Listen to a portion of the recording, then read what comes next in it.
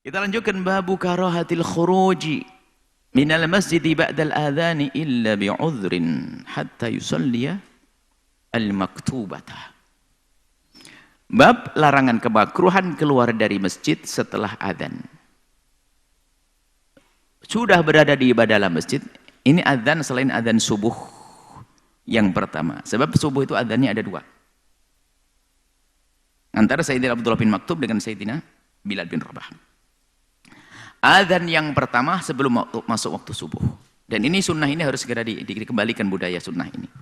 Jadi adzan yang pertama itu untuk mengingatkan orang yang di rumah agar segera berangkat ke masjid. Yang di masjid biar segera pulang sahur. Biasanya puasa mungkin. Kalau itu boleh pulang. Adzan yang pertama di dalam sholat subuh. Baru adzan yang kedua masuk waktu subuh. Nah ini yang dimaksud adalah adzan yang setelah masuk waktu sholat.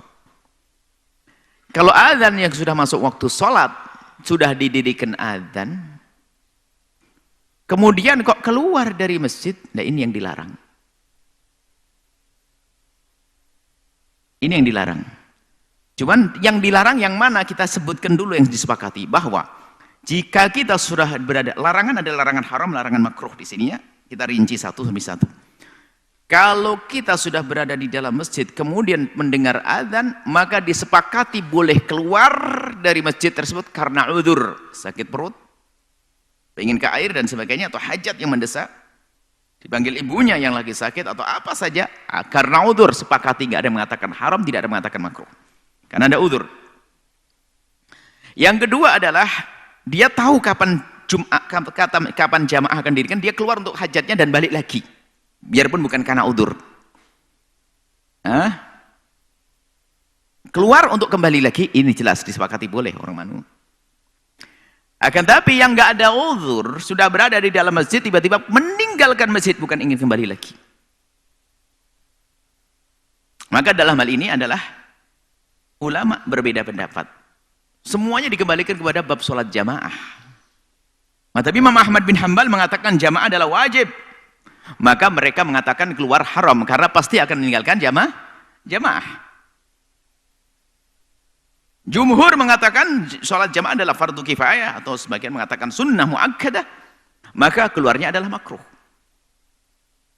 Tapi kalau makruh jangan lalu mengentengin, kan cuman makruh lah. Ini bedanya orang dulu sama orang sekarang.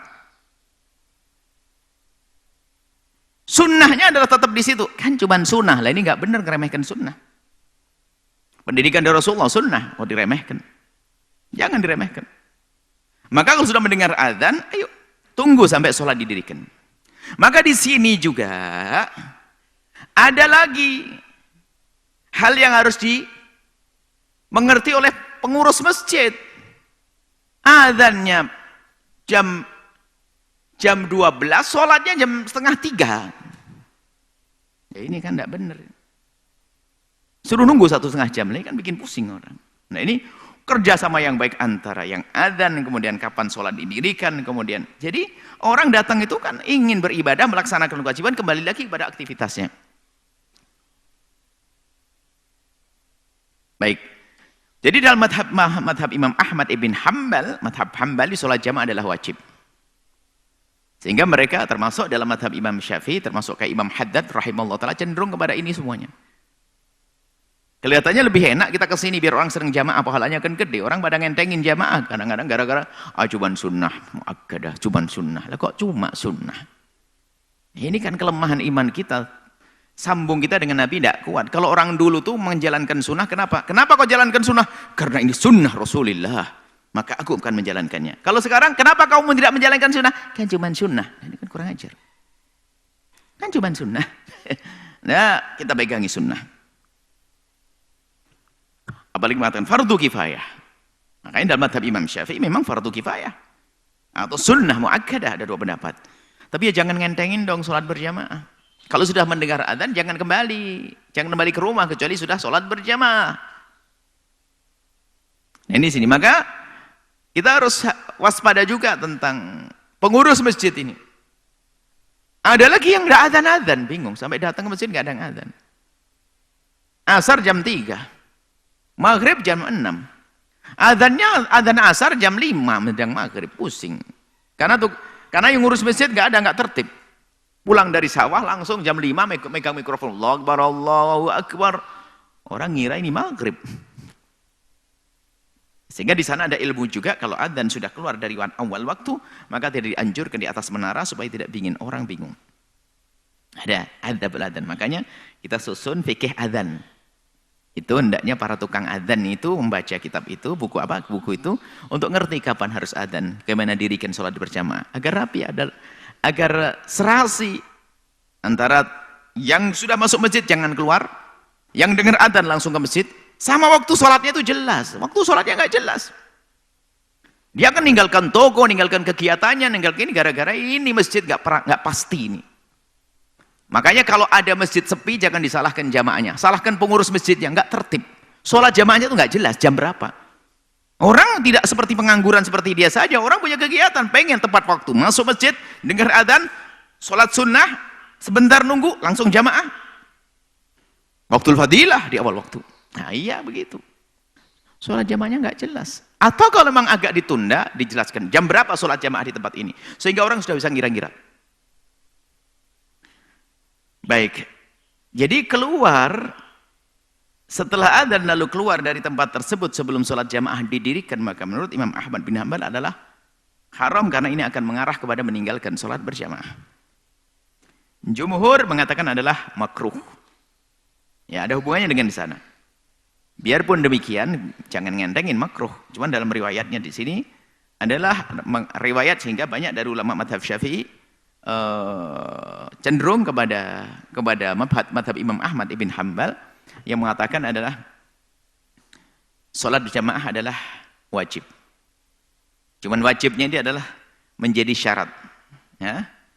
Apakah dianggap sebagai syarat sahnya saja apa? Hah? Kalau menjadi syarat sahnya tidak sah. Sehingga dalam madhab Hambali sendiri ada dua. Sholat itu kalau dilaksanakan dengan sendiri sah tapi dosa. Sah tapi dosa. Jadi dengan berjamaah itu untuk menggugurkan dosa tadi, untuk meruntuhkan dosa.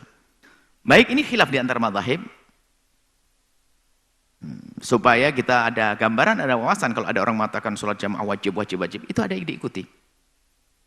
Yaitu madhab Imam Ahmad ibn Hanbal.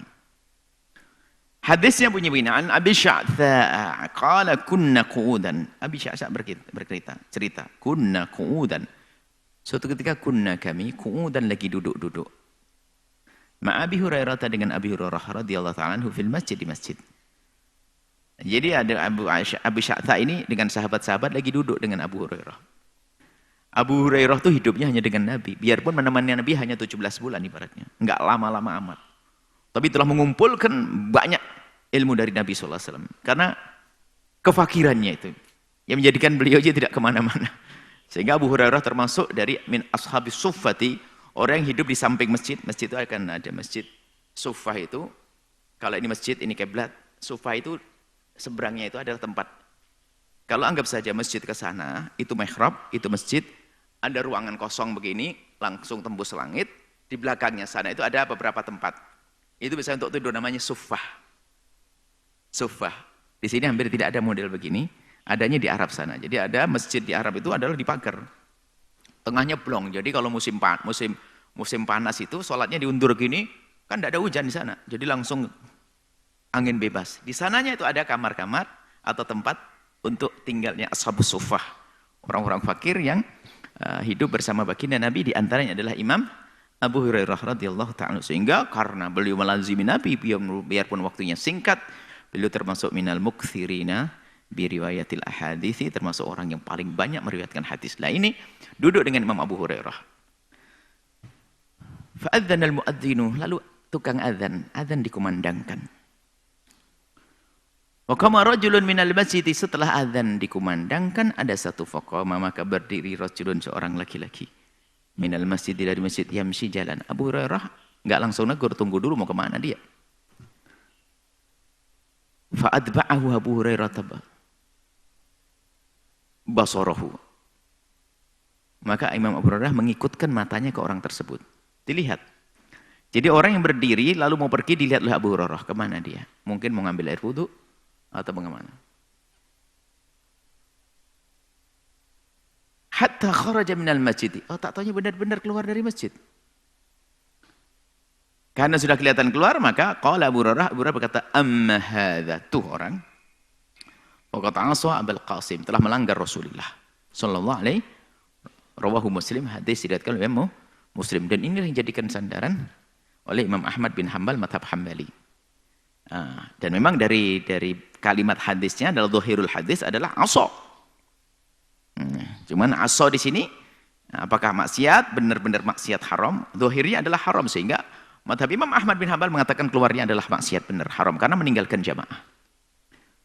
Adapun jumhur mengatakan itu asa adalah mukhalafah, berbeda dengan petunjuk Nabi untuk melaksanakan salat jamaah, tentunya dengan sorif atau dengan korinah yang lainnya. Di antaranya ada orang pernah di masjid tapi nggak melakukan jamaah, nggak apa-apa. Jadi menunjukkan jamaah tidak wajib, maka itu dikatakan makruh saja. Jadi khilaf di antara para imam mengatakan haram dan makruh. Ya, contohnya seperti ini. Ini hadis. Jadi ulama itu dalam berijtihad nggak asal saja membaca hadis langsung diterjemahkan begitu, enggak, dibanding dengan hadis-hadis yang lainnya. Sudah. Ini kerjaan beliau para mujtahidin. Hasilnya adalah di lapangan adalah keluar dari masjid setelah azan sebelum melaksanakan sholat berjamaah menurut jumhur ulama mazhab Syafi'i, Maliki dan sebagian dari mazhab Hanafi adalah makruh. Mazhab Imam Ahmad bin Hanbal dan sebagian Hanafi mengatakan adalah haram. Sudah. Jadi semua punya hujah, nggak boleh saling merendahkan. Kalau suruh milih, paling enak milihlah pendapat Imam Ahmad bin Hanbal, biar kita tidak main-main urusan berjamaah. Jangan milih yang enak-enak dalam ibadah untuk pribadi. Nah, seperti itu dalam amalan. Tapi masalah keyakinan kita bisa mengikuti madhab mana saja, asalkan ada guru yang mengajarkannya, maka bermadhab namanya. Baik, ini adalah tentang keluar dari masjid. Ini yang terakhir.